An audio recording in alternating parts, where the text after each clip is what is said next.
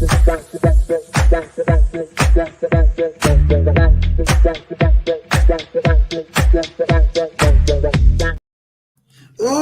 and gentlemen, boys and girls, triple H's, and maybe the most anticipated championship rings of all time, Brandon Lewis, Josh Ungar here, fired up after week 6 of the National Football League, big college football weekend, MLB Playoffs, some wrestling news. Josh, we couldn't even agree on what to fit in the hour time limit we have on this show, so I know we're going to get into it today. Yes, we are. We got a huge game on Saturday. We are Penn State. There you go. All right. Well, as always, you guys, make sure to go on our social medias. We are on Twitter at Rings Champion, Instagram at Rings Champion, Facebook at Rings Champion 216. Subscribe to us here on YouTube at Championship Rings 216. Josh, we're going to start off today's show with two separate topics pertaining to the two last unbeaten teams in the National Football League. We'll start with the team that was right in our backyard on Sunday afternoon, right by the lake. Obviously, the Browns defeating the Niners, led by P.J. Walker, 19-17. And as I had said last Tuesday on Championship Rings, we did not know if Deshaun Watson was going to play or not.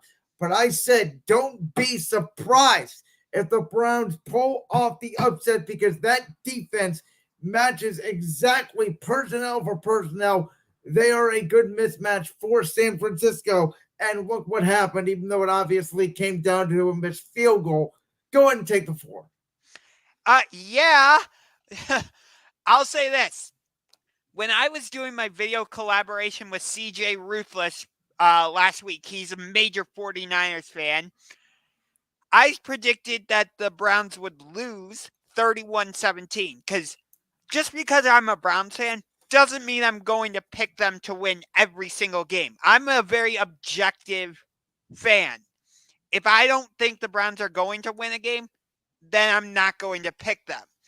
And when I looked at San Francisco, they were coming off of this huge win against the Dallas Cowboys, and they were coming into Cleveland, and I'm like, okay, the 49ers, they're the best team in the NFL. They have the leading candidate in MVP with Christian McCaffrey. Of course, you felt like it was Brock Purdy, but we agreed that the leading candidate was a player from the San Francisco 49ers. But still. And it just felt like San Francisco had all the momentum, while the Browns, they were coming off of their bye week. But the week before, they had this huge opportunity against the Baltimore Ravens, and they fell flat on their face. Granted, part of that was because Dorian Thompson-Robinson ended up starting instead of Deshaun Watson. But for the Browns to come out and play the way they did, it was an emphatic statement. I wonder if Deshaun Watson had been healthy for that Baltimore game, I think we would have beat the Ravens. But when I look at this 49ers game, because that's obviously the topic at hand, did injuries have a part in it? Yes. Christian McCaffrey got injured. Deebo Samuel got injured. Trent Williams, arguably the best left tackle in the NFL right now, got injured. Were there some controversial calls by the referees in this game? Yes. But guess what? There are controversial calls and no calls by the referees in just about every game. I mean, there are countless examples. I could look at the non-holding call in last year's Super Bowl. I could look at the pass interference call, or the non-pass interference call, I should say, in the Chiefs-Jets game a couple weeks ago. And there are countless other examples I could point to. So in this case, I'm like, yeah, there were some non-calls and there were some calls that were questionable, but it doesn't matter. You still have to go out and make the plays that you need to. Get that defense to stand. If you throw an interception, can your defense come back and hold up. And the Browns were able to make the plays, and the 49ers were not.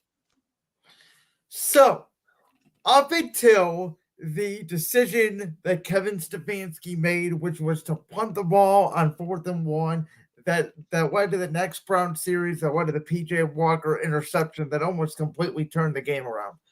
Up until that point, I thought that was the best coached game and the best game plan Kevin Stefanski had ever had as the Browns head coach.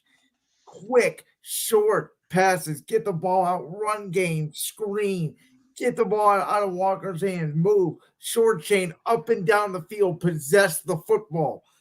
And then obviously the Browns almost blew it at the end. And I agree with you on the missed calls. I talked about today on Brandon's World.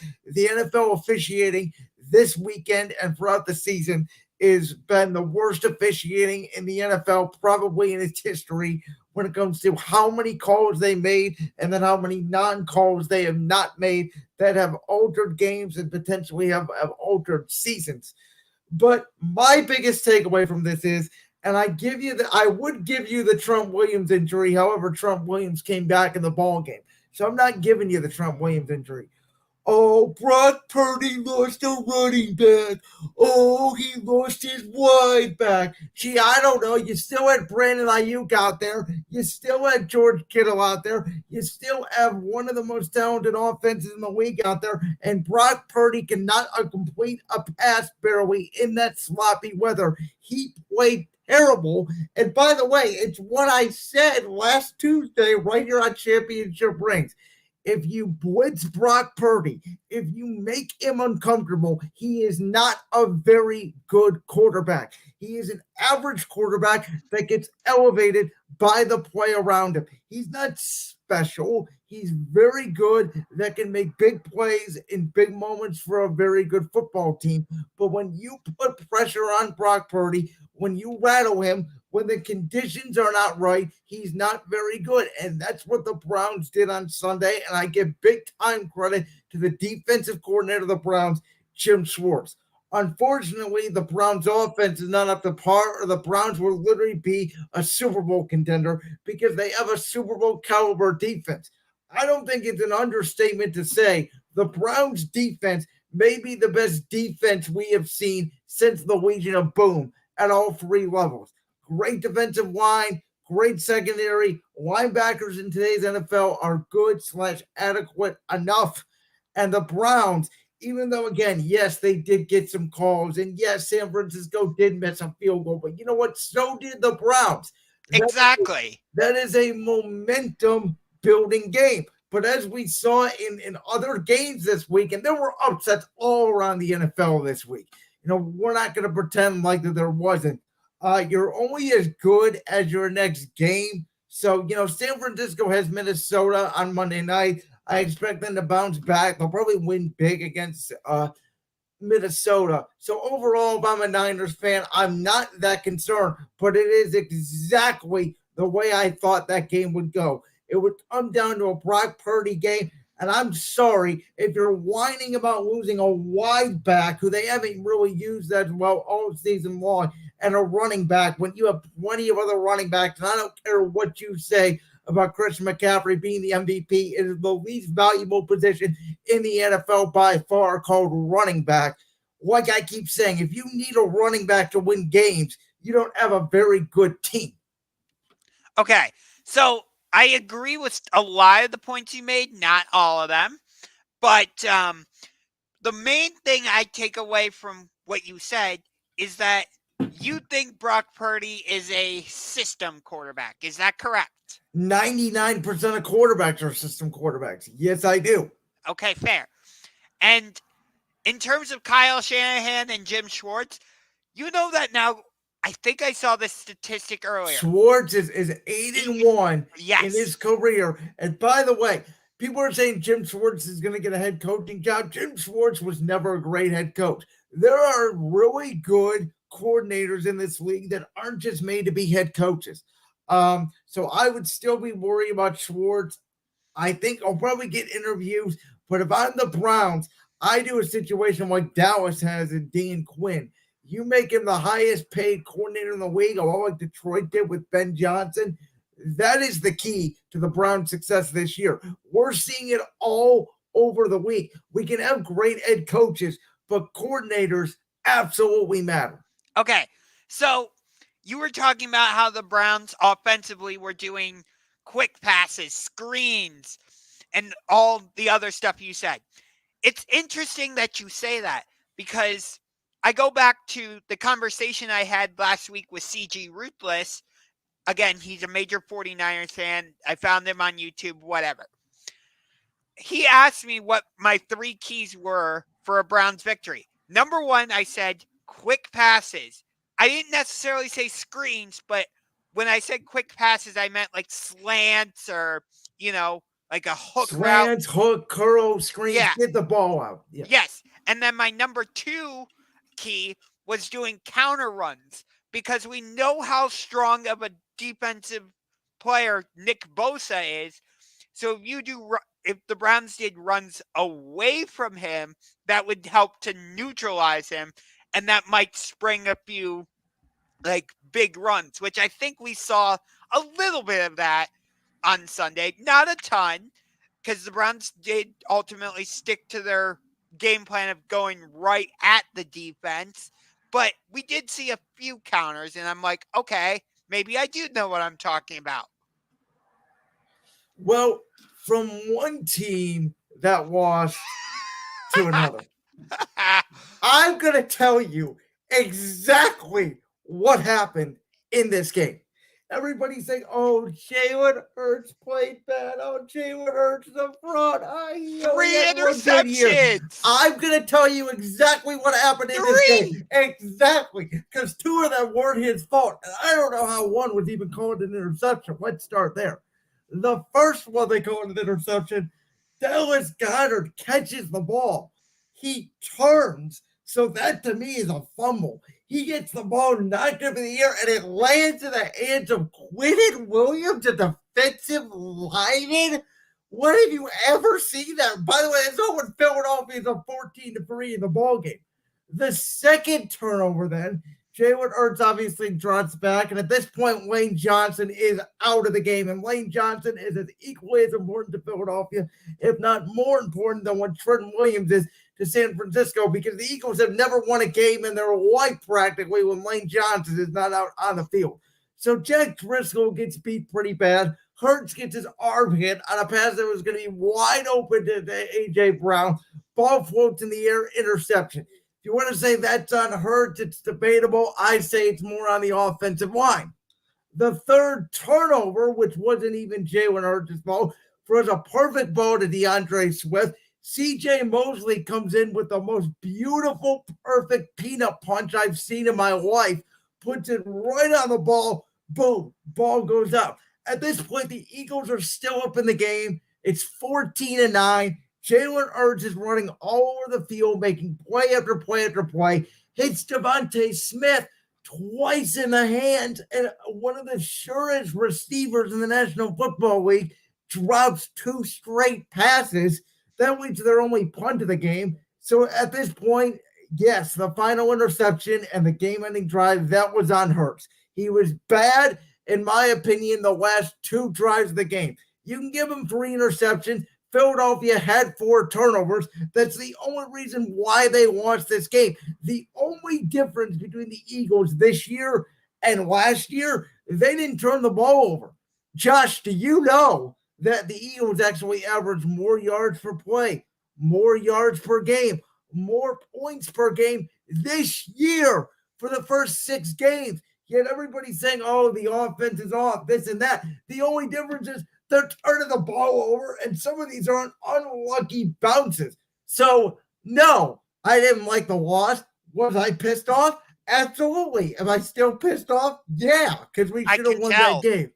But you know what? At the end of the day, it's a learning experience. It's good for us to know that you can't F around. And you know what? We have a great opportunity this weekend to play Miami at home, unveil our Kelly Green uniforms, and show the world why we still are the best team in the National Football League, because the only way for the Eagles to lose is to beat themselves. The Browns beat the Niners. In my opinion, the Jets did not beat the Eagles. The Eagles beat the Eagles. Wow. All right. So, here, first thing, you don't think there's been a drop off in the Eagles offense going from Shane Steichen, who was great with Jalen Hurts last year? He goes to Indianapolis, and they have to change to Brian Johnson, your new offensive coordinator. You don't think there's been any type of drop off? There's been a drop off in terms of scoring. In terms of moving the ball, no. The drop off is the red zone, which they were actually 2 for 2 in the red zone on Sunday. It all comes down to these fluky turnovers off tip balls and fumbles. The Philadelphia has punted the least amount in the National Football League. They, like I said, they punted the least. They have more points per game. They've scored more this year they did for the first 6 games last year. We remember how dominant they were last year. More yards per game, more rushing yards per game. They are literally up in every single category. The only difference has been the turnovers, which Jalen Hurts is now second in the league in interceptions, but he only had 3 or 4 going into the weekend. Okay. Here's my thing with Jalen Hurts. I think he's become a little too A.J. Brown centric. Like, it feels like, yeah, you talked about how Devontae Smith dropped a couple what should have been 2 sure-handed catches. I get it. But it feels like Jalen Hurts goes to A.J. Brown all the time. And I get it. A.J. Brown is the bigger and more physical wide receiver than Devontae. So I get it. But a big reason why the Eagles were so successful on offense last year is because you had that 1-2 punch of Devontae Smith and A.J. Brown. You can put them in whatever order you want. I don't think it really matters in this case. But if you watch that game on Sunday, it felt like Jalen was constantly going to A.J. Brown, and he wasn't keeping Devontae Smith engaged. That's a problem. I think that's more the difference between Steichen and Johnson, because I think that the game plan was more towards A.J. Brown. By the way, there was another deep throw early in the game that if A.J. Brown keeps running, that throw wasn't on Jalen. A.J. kind of stopped, and I don't know why. I think he wasn't expecting the ball with safety help over the top. Jalen put it right where it needed to be. If A.J. catches that, he walks in for a touchdown. So it's a little bit off of it's a new year, it's a new identity, and I think again they're still trying to adjust to Brian Johnson is a new OC, and defenses are playing them differently. They're playing them more shallow, and the Jets offensive line, the left side of the Jets defensive line versus the right side of the Eagles offensive line, Eagles are now playing with both backup right guard and right tackle. That was where the game was won. Sounds like Wayne Johnson is going to try his best to give it a go against the Dolphins this Sunday. The injury was better than they feared. In my lifetime, since the Eagles have drafted Wayne Johnson, they're like 4-24 when Wayne Johnson doesn't play. He is the difference because he gives all protection to Jalen Hurts on that right side. My biggest thing that I've noticed with Hurts this year, and again, I don't know if it's scheme. I don't know if he's not as comfortable in the pocket because the offensive line with the backups have not been playing as well. But he's bailing out of the pocket a little bit earlier than he usually would be. Now, I agree with you 100%. I was just going to say that same thing. Dan Orlovsky was talking about that this morning on Get Up and First Take.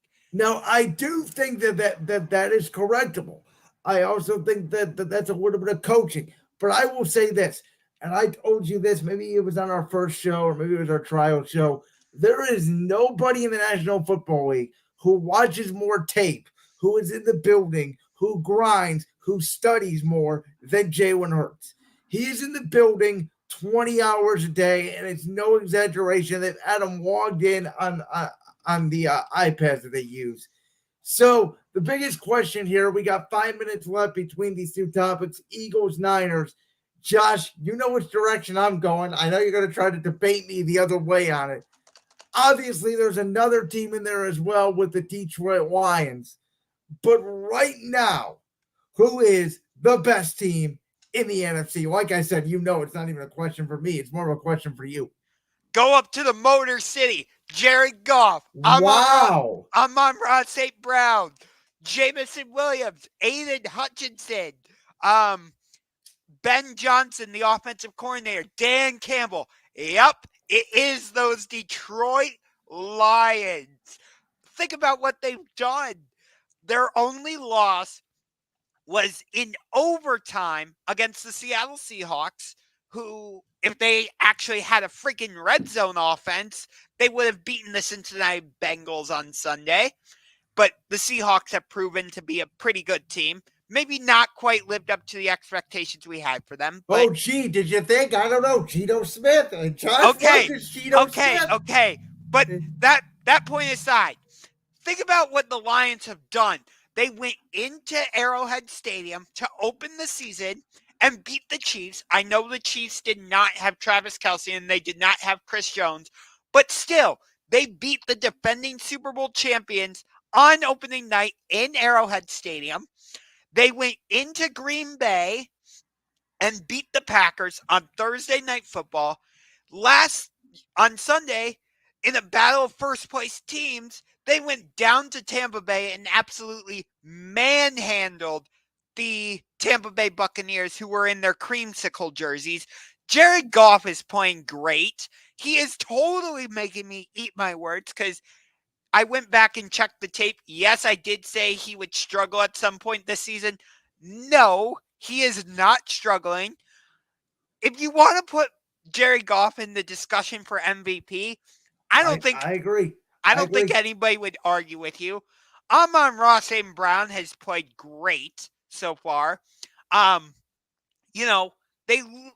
without Jahmyr Gibbs going into the game on Sunday. They lose David Montgomery, so it's all on Jared Goff, and the Lions still whooped Tampa Bay. Wait, you mean they won a game without a running back?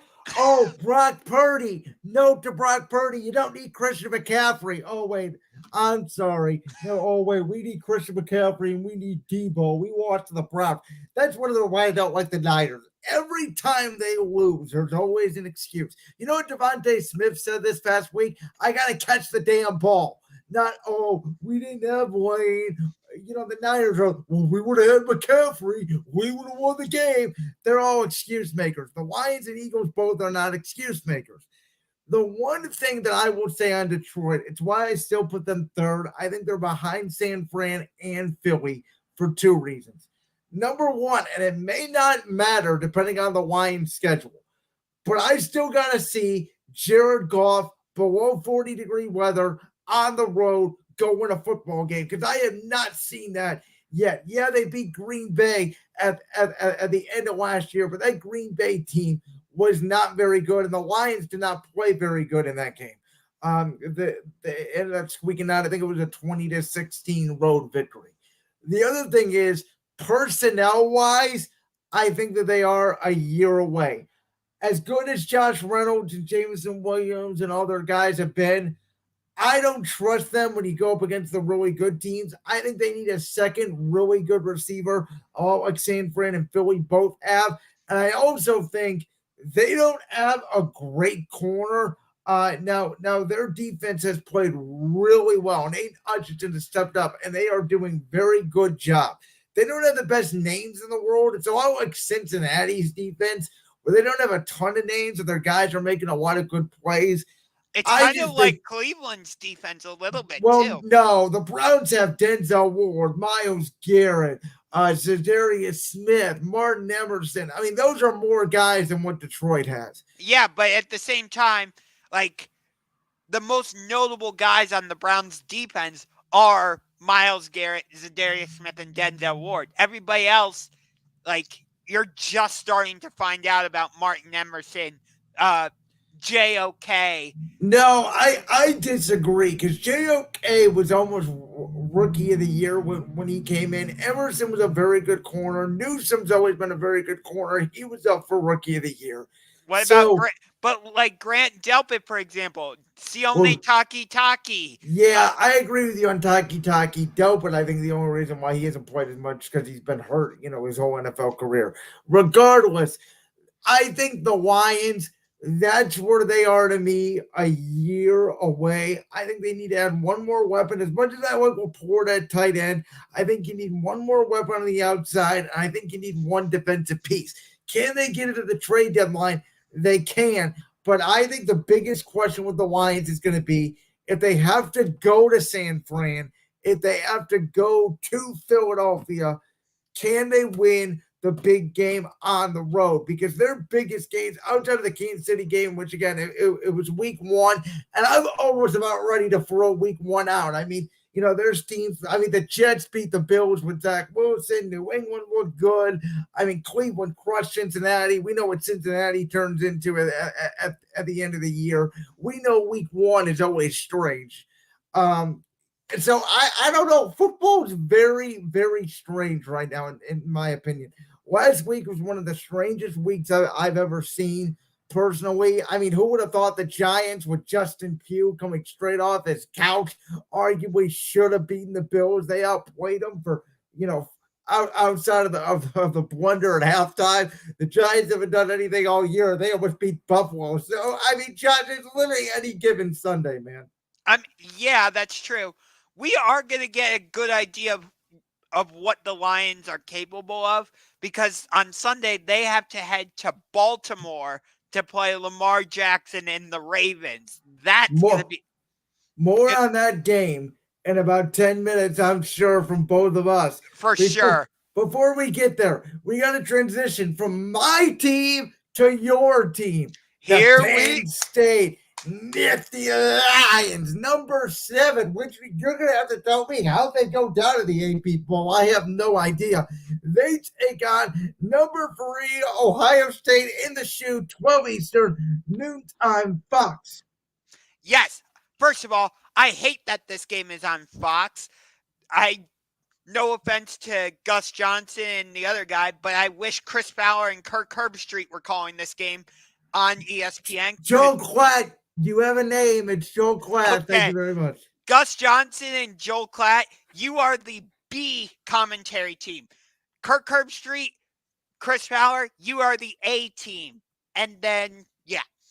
But anyway, so you look at Penn State.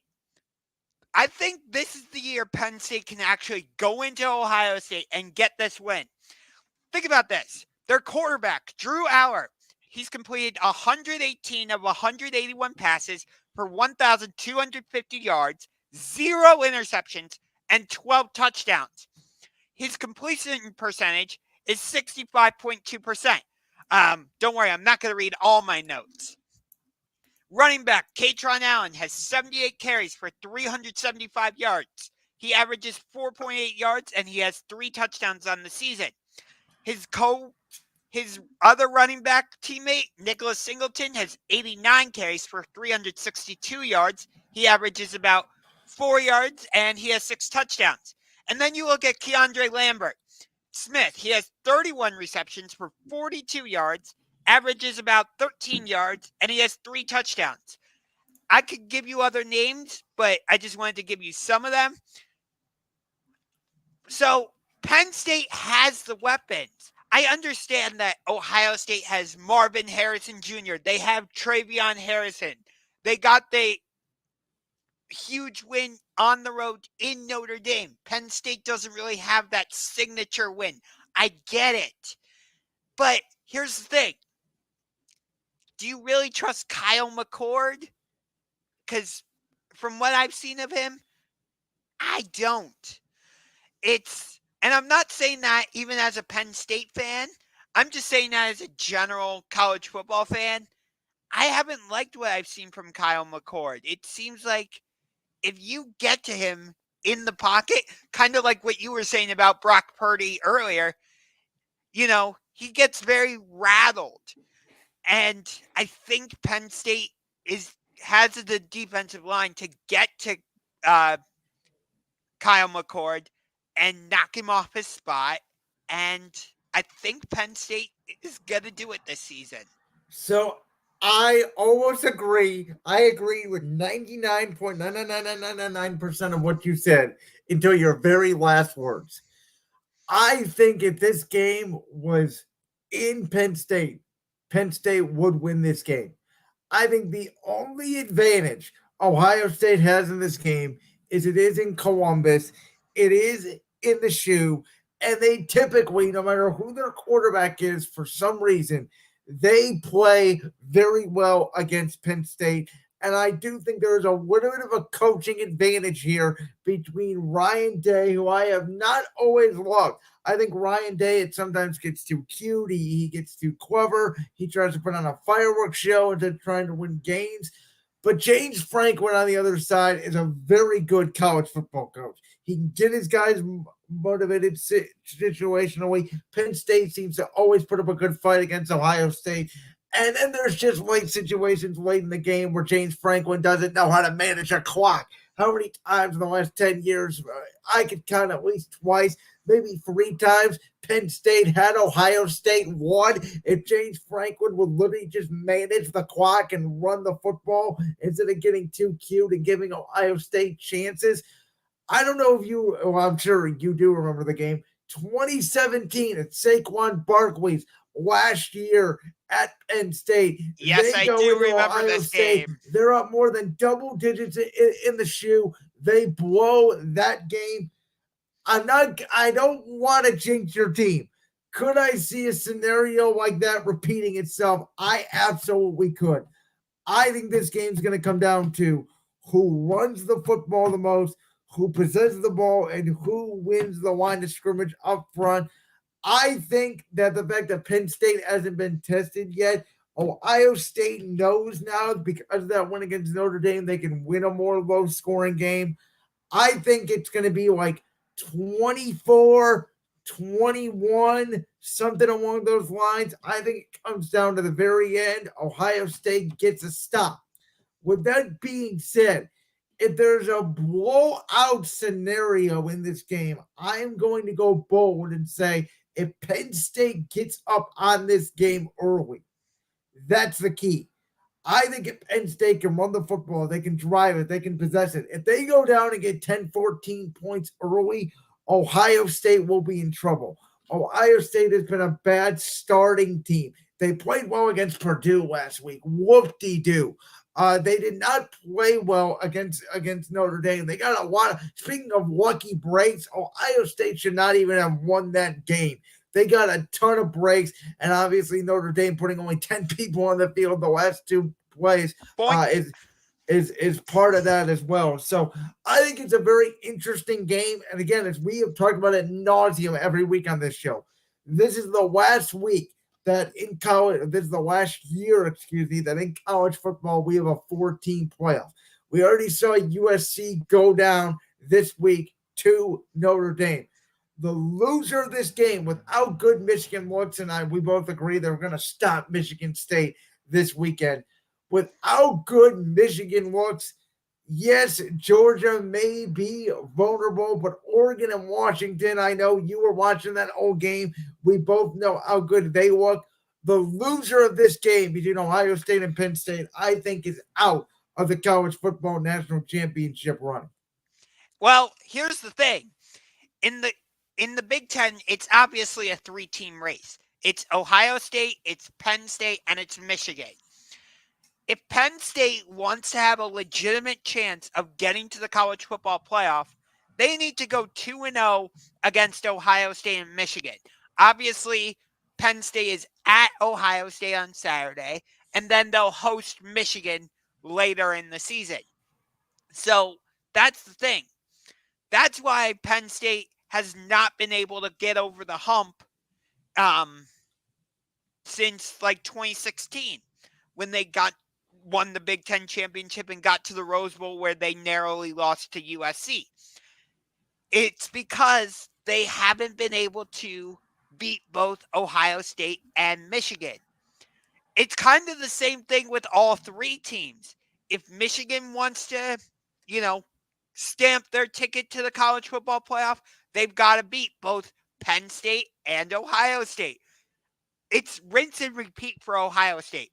They need to beat both Penn State and Michigan, because we know that whether it's Iowa, Wisconsin, Minnesota, whoever comes out of the Big Ten West is just going to get stomped in the Big Ten championship. They should, but I will say this about Iowa and Wisconsin. They always do play, at least Ohio State and Michigan, close, usually.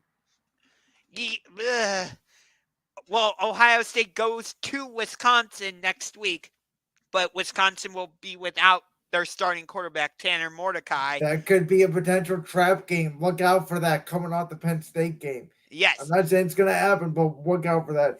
Anyway, when it comes down to it, Josh, we got about 2 minutes left in this segment, so I need your score prediction. Your Nifty Lions, the Ohio State Buckeyes.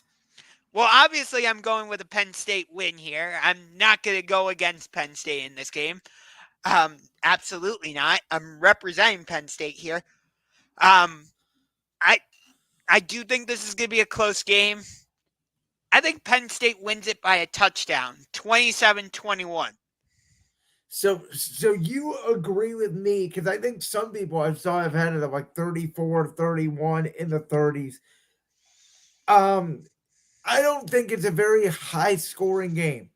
And I think that, again, the team with the better offensive and defensive line play will win the game. I think it comes down to if Penn State can run the football, possess, and force McCormick for Ohio State to pass, because I agree with you. Ohio State's never had a good quarterback school. Obviously, the Haskins, the Fields, the Strouds have come through and better the last few years. But I know they have some kids coming up next year. But this year, Ohio State, and this is the year for Penn State for me to beat Ohio State if they're going to do it. For sure.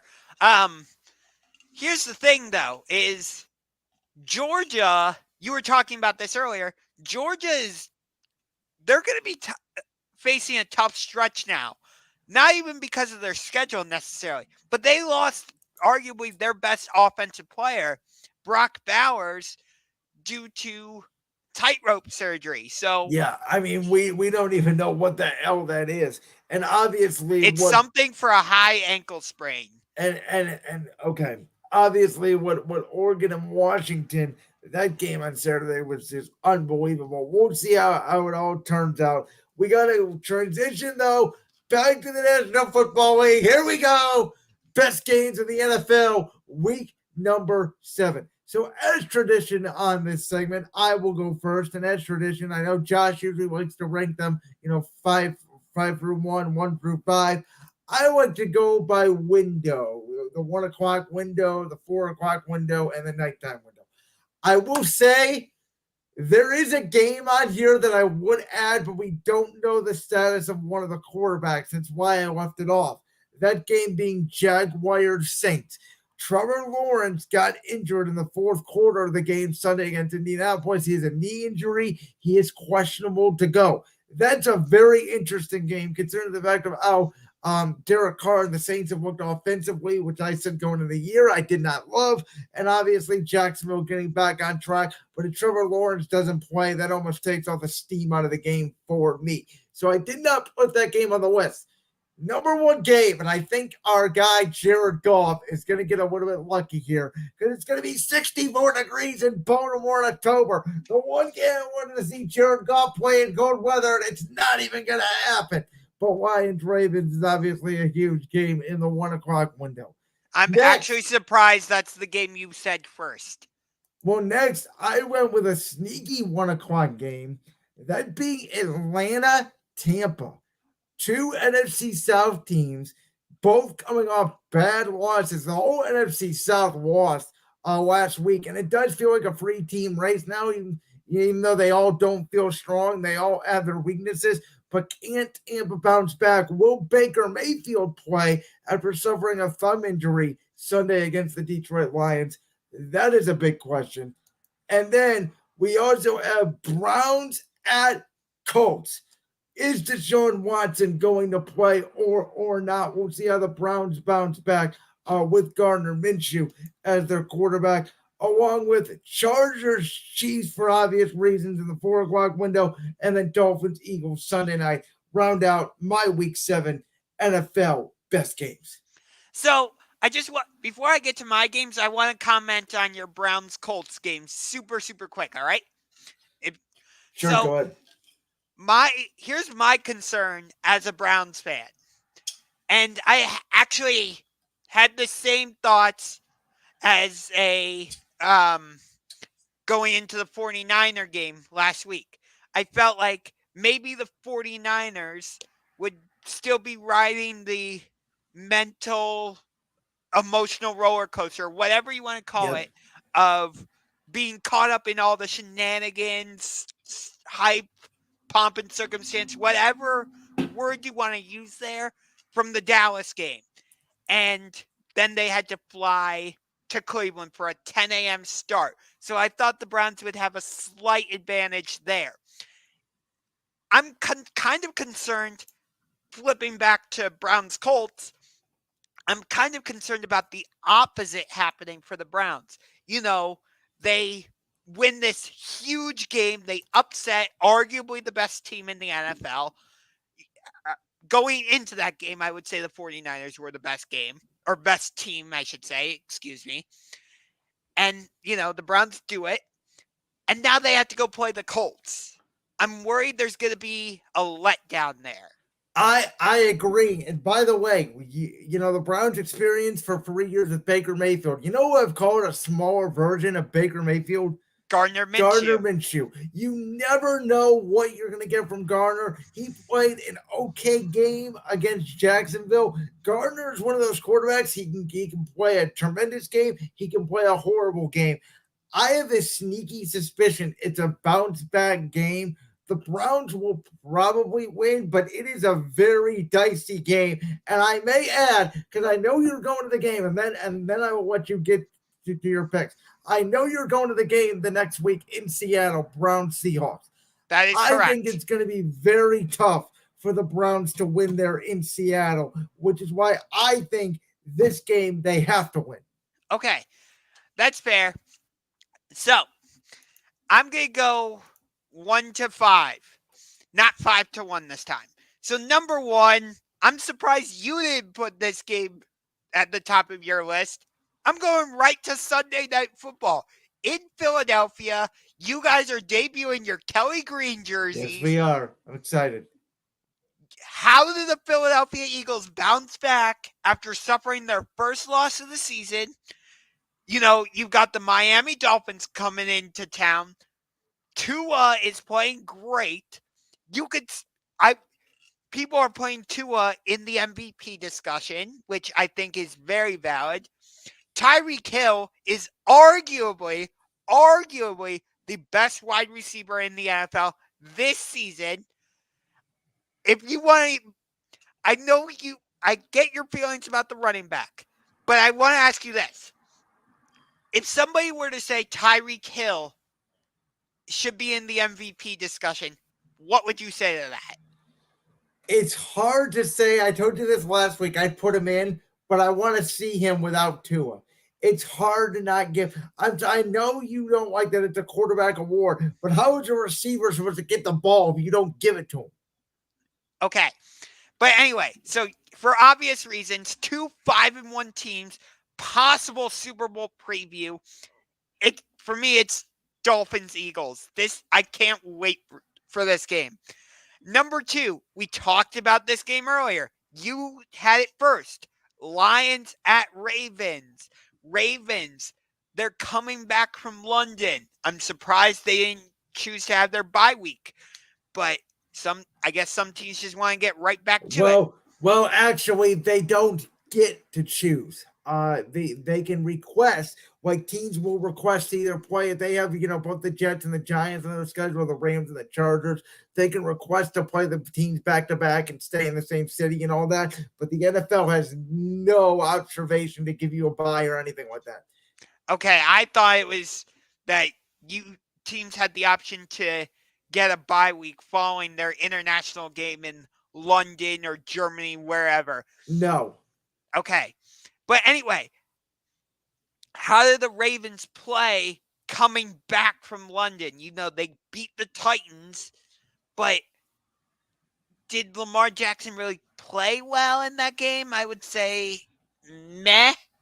That's what I would say about Lamar's play in that game. Well, I completely disagree. I think Lamar had one of the best quarterback games of the weekend. Okay. There weren't very many, but I think Lamar had one of the best of them. I can see where you're coming from with that, but at the same time, the Ravens kept having to settle for field goals. And a lot of that was drop passes. I mean, how many drop passes are the Ravens receivers going to have this year? I'm serious. Baltimore would be undefeated if they could catch the football. yes. So you got that aspect of it. And then, of course, you have Detroit. Everybody's talking about them now and putting them, I had them as the best team in the NFC. They're get this big win in Tampa Bay. Now you have to go on the road to Baltimore. Can the Lions continue, rolling in the right direction? All right, number 3, Chargers Chiefs. I mean, it's Justin Herbert against Patrick Mahomes in Arrowhead Stadium. Chiefs look like they're starting to figure it out, maybe, although they did not look good against the Denver Broncos last week, and I wish it had been 16-0 for the memes. That would have been hilarious. But anyway, the Chargers and Chiefs usually play really close games. It's like a 37-34 type of game usually. But right now, I would give the Chiefs the edge because the Chargers still have Brandon Staley as their head coach. I mean, that's the reason why the Cowboys beat the Chargers last night, is because Brandon Staley makes dumb decisions. Sean Payton made the wrong decision by going to Denver. He should have waited a year until the Chargers position opens. Because could you imagine Sean Payton coaching Justin Herbert? That would be amazing. Could you imagine anybody else but Brandon Staley? Good point. All right. So I got Chargers Chiefs. And then I've got a sneaky 4:00 game out in Hollywood. Pittsburgh Steelers at the Los Angeles Rams. Yeah, I was thinking about that game. Okay. Because it seems like, the Rams are starting to find their groove a little bit. Matthew Stafford seems to be getting back to form. Puka Nacua has burst onto the scene, and he seems to be establishing himself very nicely. They've gotten Cooper Kupp back. I'm not totally sold on the Rams defense, though. And then, of course, with the Steelers, I don't know how they've managed to go 3-2, but here they are at 3-2. Somehow, some way sitting atop the AFC North. I think. No, Baltimore's winning the division. Baltimore is now. Baltimore is winning the division. I stand corrected on that one. But still, the Steelers are miraculously 3-2. They should have lost the game in week 2 against the Browns, but Browns had 2 stupid turnovers. They should have lost against the Ravens, but like we were just saying, the Ravens receivers seem to have forgotten how to catch a football. Yeah. And with the Raiders, Josh McDaniels just forgot how to count. So there's that. So I'm not sold on the Steelers. I'm on the fence about the Rams. So this could be a very interesting game in that regard. And then there's not really any other games. I get what you're saying about the Browns and Colts, but it's like when I look at the rest of the slate, there's nothing really else really interesting that I'm like, oh, that catches my eye, or like Commanders Giants, blah. Well, let's move on then because we are running a little bit short on time. We are gonna have to change this show from an hour one to an hour 15-minute show because we just talk way too much. Regardless, so you wanted to throw this topic in here. There was a lot of debate back and forth on what we should do because there's a lot going on in the sports world. Obviously, the NBA season starts next week. We're going to do our NBA Finals predictions next week. I'm going to do my full playoff predictions this coming Thursday on Brandon's World. That link will be in the description below. Josh, I'm just going to ask you what it says on the screen. What are your expectations for the Cleveland Cavaliers this year? They need to get back to the playoffs. And here's the thing. I would love to see them face the Boston Celtics in the playoffs. Ideally, the second round. But in general, that's where the Cavaliers need to get back to, is at least the second round. You know, the problem last season against the Knicks in the playoffs is we didn't have any shooters around Donovan Mitchell and Darius Garland. And so the Knicks were able to just collapse the lane, cut off the, the lane, cut off the paint. Yes, cut off the paint. Thank you very much. And it made it very difficult on Darius Garland and Donovan Mitchell. So the Cavs realize that. So what do? They go out and get Ty Jerome, George Niang, Max Strus, who are three very good shooters. I'm not going to say they're great shooters, but they're very good. So they should help with the spacing. But here's my big question. What do the Cavaliers do with Jared Allen? Because maybe the two big man approach isn't working. I don't know. So give me a couple minutes because I think you may be the only person yet I have not pitched this to. And I want to see your reaction because I have brought on many guests from our time at Cleveland Media, including my former co-host of the All Things Cats podcast, Joey Snyder. I have brought on many various guests and from other organizations that I've worked at, and I talked to them about the Cavs, and I have made this trade suggestion. So I've been making it all the way back since April when the Cavs lost that first round series to the Knicks. I was laying in my bed that night, the night of Game 5. Cavs obviously losing 5. They're getting bullied by the Knicks in those 5 games. Mm-hmm. I'm sitting, and obviously, right, this is before the draft.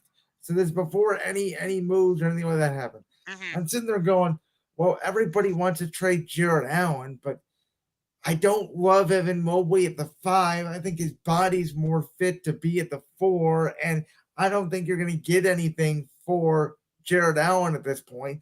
So I'm like, who is the one guy? Because we know that the Cavs, even now, even with the free agent acquisitions, the Cavs need a wing. And I thought, who is the one guy the Cavs could actually trade that I think could actually benefit both teams? And Josh, I'm sitting there and I'm going, you call the Los Angeles Clippers and you say to them, you can choose which one you want to give us, Paul George or Kawhi Leonard. I probably lean more towards Paul George because of the less injury history, because he can play more games. And we will give you Darius Garland. So hear me out on this. It solves the Cavs wing issue because you could put Paul George at the 3. You would slide LeVert to the 2, Mitchell to the 1.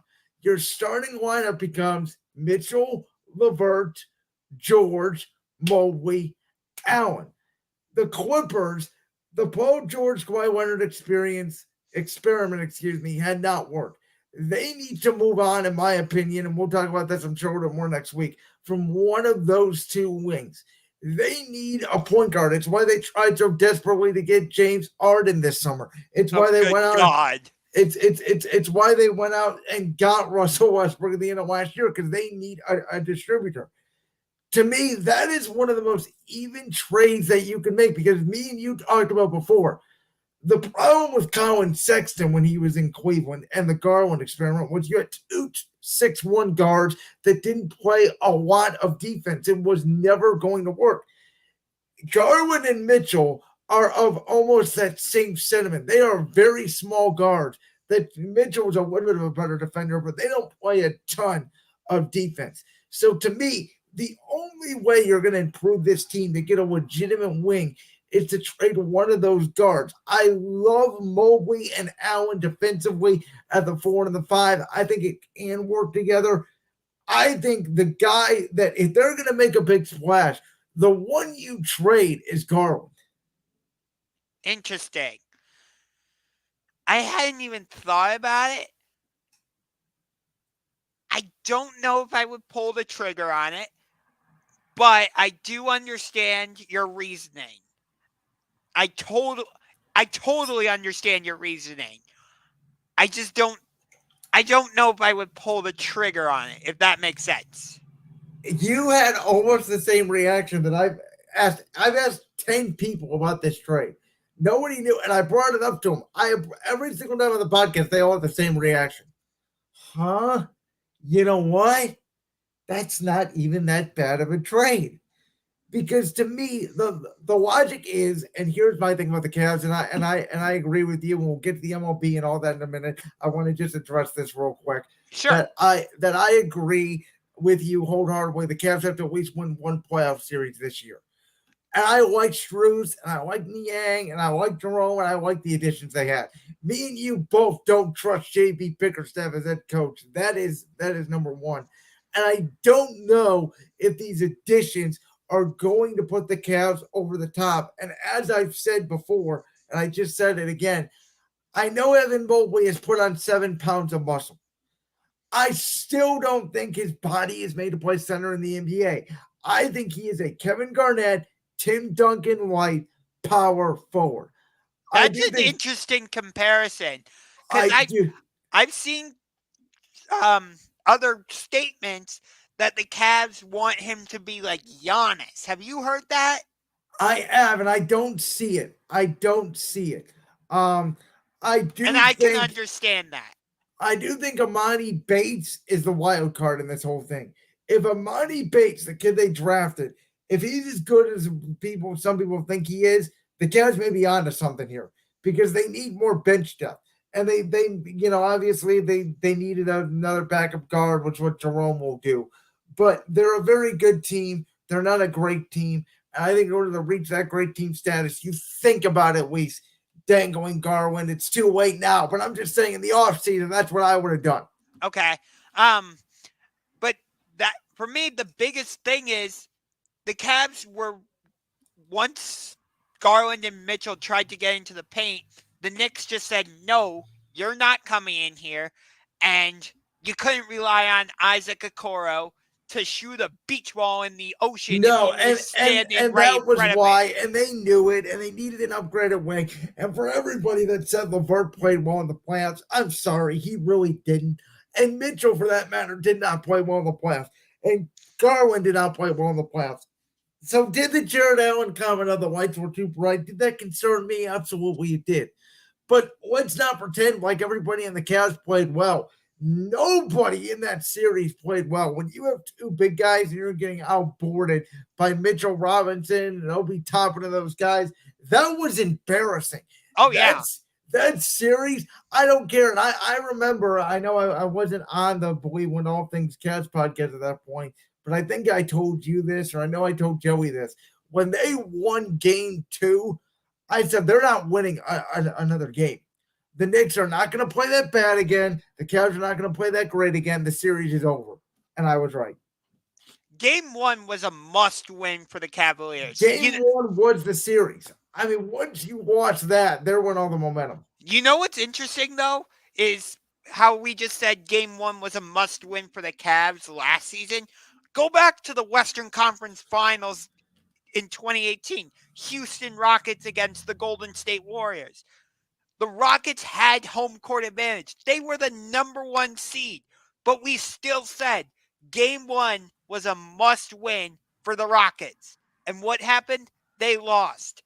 And the rest, is, as they say, is history. So it's just an interesting parallel there. Well, that is great memory. Speaking of a sport that doesn't need home field advantage, that sport's baseball. I got to tell you, Texas and Houston's been a very entertaining series. I know Texas is up 2-0. They played very well. They haven't watched the game the whole postseason. They remind me a little bit of our 2016 ball club that made and should have and probably got robbed of the World Series because of rain over the Cubs.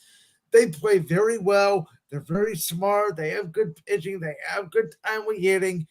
And I love the story of the Phillies. I just think Philadelphia sports, what they've been through.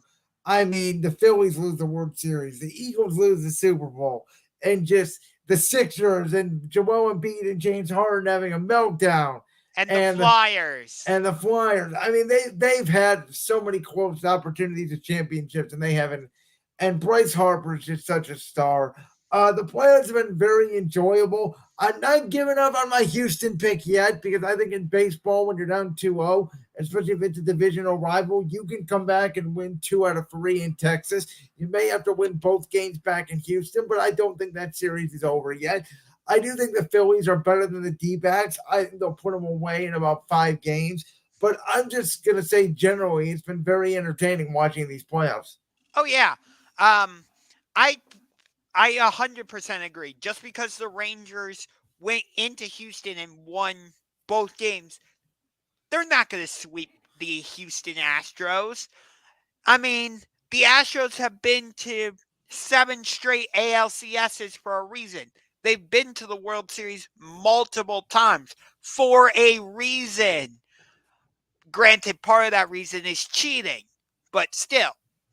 Hence why I do not count their 2017 World Series as. You're just going to keep saying that every week, aren't you? No, actually, I'm not. It just pertained to the conversation at hand. Okay.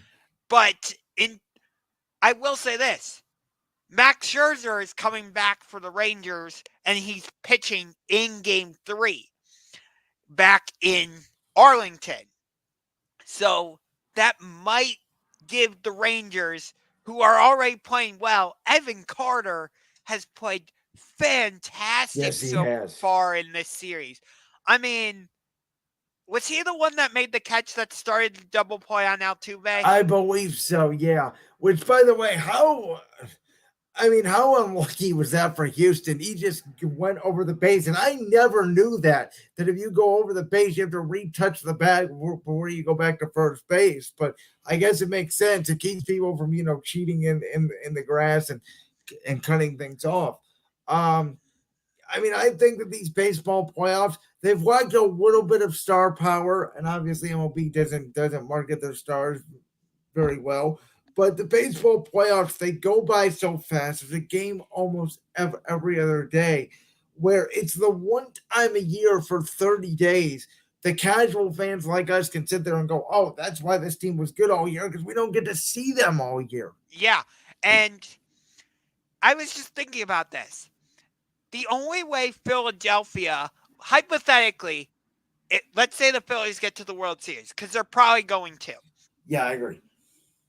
If they face Texas, yes, the Phillies and Rangers have the same record at 90 and 72, but the Phillies would have home field advantage in that World Series because the Phillies were the number 1 wild card in the National League, and the Rangers were the number 2 wild card. Oh, that's a good tidbit. I did not know that. Yes. Whereas if Houston and Philadelphia face each other in the World Series, Houston would have home field advantage.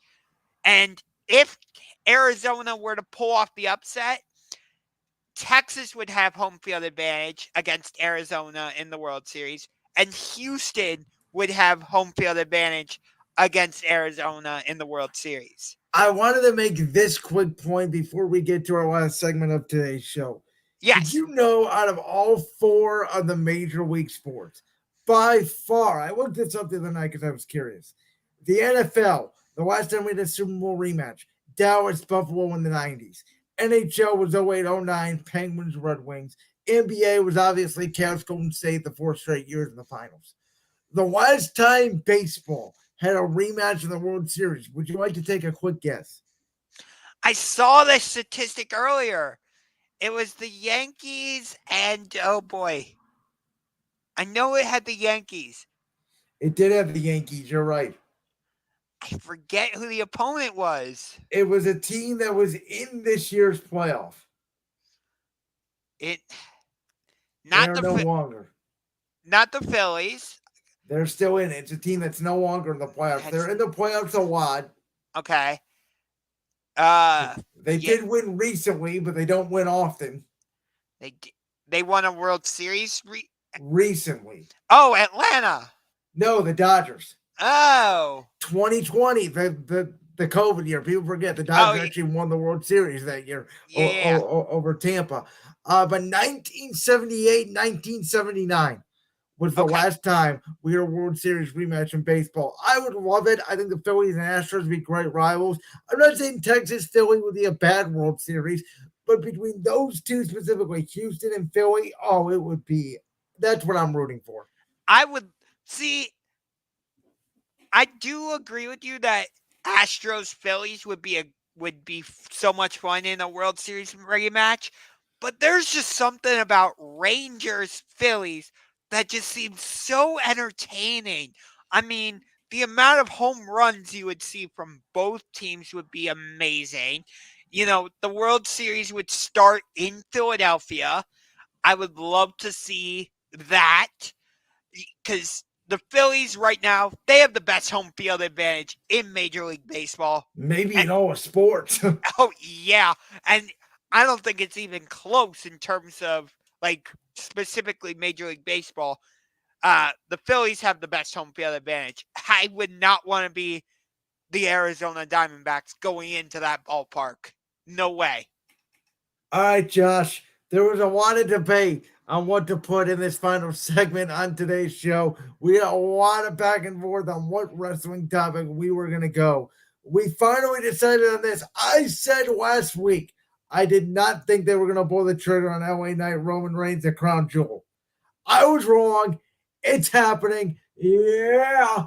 And I'll tell you what, the more I think about it, and I understand the argument, I know the argument that you're going to make, and I'm just going to say a word that Sixers fans have tried to use for about 12 years now. Trust the process. Trust the process. I'm going to trust WWE's booking here. They love LA Knight. They love Roman Reigns. I don't think this is going to disrupt LA Knight's momentum. I think it could help him potentially in the long run. And I'm going to bring something up to you after you go ahead and go. So go ahead. I totally understand why they're doing LA Knight versus Roman Reigns because it's the Saudi Arabia show. I feel like sometimes WWE treats Saudi Arabia shows like an enhanced house show. Sometimes, not all the time. Sometimes, and I agree. When they first started, definitely. Not as much anymore. Right. Lately, that hasn't been the case, but it has happened, so I feel like you can't completely get rid of that stench, or whatever word you want to use there. So it makes sense why they're doing this, and I do think it's going to tie into Survivor Series War Games, which I do think is happening. You can tell what the storyline is. Judgment Day and the Bloodline against probably Cody Rhodes, Jey Uso, Kevin Owens, although he's on SmackDown now, but you can still do it. And whoever, an LA Knight. That would and Sami Zayn. I think there's your five. Right. Maybe John Cena gets added. I don't know. But either way, I think that's what this is tying into. So I understand why they're doing it, and I get it. WWE loves doing long-term storytelling. I get it. And it's okay. But all he's done since getting this mega push is he beat The Miz. I thought he had the best match when he tag teamed with John Cena against Jimmy Uso and Solo Sikoa at Fastlane. But I still would have done a feud between him and Solo Sikoa first and done that singles match. And then you could have built up to Roman Reigns. have LA Knight go through the bloodline. Like, have him beat Jimmy Uso, have him beat Solo Sikoa, and then you get to the final boss, in this case, Roman Reigns. I'm going to throw something out there that our man, the leader of the Yeah Revolution account on Twitter, brought up today. I thought it was very interesting. We have talked about ad nauseum the options for WrestleMania 40. Seemingly on the table is The Rock if he wants to do it. If the actor strike is still not resolved, though that I think is getting murky. They flat out tease Cody going back after Roman this past week on SmackDown. It seems like that's the direction they're going. The only question I legitimately have is if LA Knight gets so damn popular, do you book him to win the Royal Rumble and get his rematch against Roman at WrestleMania? Well, what do you do with Cody Rhodes then? Well, actually, I have an idea for that. So maybe you have Drew McIntyre beat Seth Rollins at Crown Jewel for the World Heavyweight Championship. And then maybe you could do a story of Drew McIntyre as a heel against Cody Rhodes, and you do that match at WrestleMania. What do you think of that? See, I think it's an okay option. I think there's a couple better options. Fair enough. One is, which I know you're not going to be popular with, but they can always run back Cody and Rollins. You could always theoretically do that, run back Cody and Rollins at Mania. The other option, and I think this is where it gets intriguing, Gunther loses the Intercontinental Championship to Chad Gable. That's clearly the story we're telling. Somewhere along the line at Survivor Series somewhere. Gunther then eventually becomes the World Heavyweight Champion by defeating Seth Rollins. Or Damian Priest. So you could have Cody and Gunther be a main event of a WrestleMania. That is a WrestleMania-worthy match. And I'm going to throw one more wild card out there. Okay. And it's a wild card. All right. I'll hear you. It's clobbering time. And you know what I'm talking about. No. You know it's coming. You know he's coming. Yeah, he's probably going back there. The question is, does he face Seth Rollins? Does he face Kevin Owens? Does he face Cody Rhodes? There are a lot of options on the table. I'm just saying that's an option. I'm not saying I would do it. But I just gave you 3 options that if you don't go Cody versus Roman, those are your options. Yeah. It's definitely 2 of those options are intriguing, not your third one. So I'm just gonna disregard your. I know how you feel about that. I know we'll probably talk about that as we get closer to the date. We're gonna go ahead and wrap it up. A fired up championship rings. A ton of football going on this weekend. Josh, good luck to your nifty Lions. And as always, make sure to follow us on social media, our Twitter at Rings Champion, Instagram at Rings Champion, Facebook at Rings Champion 216. Subscribe to us on YouTube. It is going across the bottom line right now. We are here every single Tuesday. Our YouTube channels are also in the description below. The Brands World Podcast, Ungar to the Max. We'll be back next Tuesday bringing down everything in sports. And a salute to you. Go Penn State, beat Ohio State.